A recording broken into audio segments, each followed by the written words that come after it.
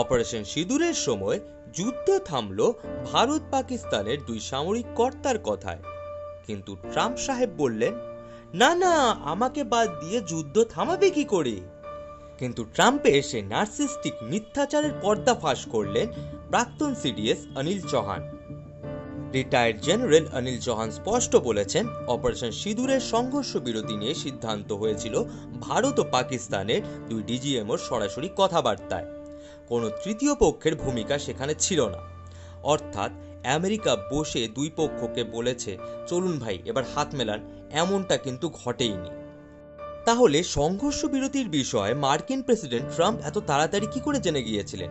কিভাবে তিনি সংঘর্ষ বিরতির ঘোষণা করে দিয়েছিলেন?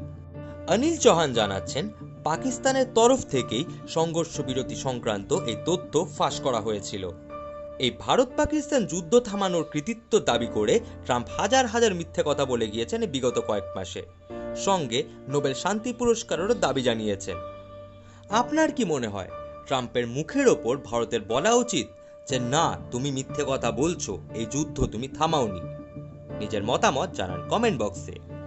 আর ভিডিওটি ভালো লেগে থাকলে লাইক এবং শেয়ার করবেন। আর ভূ রাজনীতি ও ডিফেন্স সংক্রান্ত আরও আপডেট পেতে প্লিজ আমার চ্যানেলটি সাবস্ক্রাইব করবেন। ধন্যবাদ।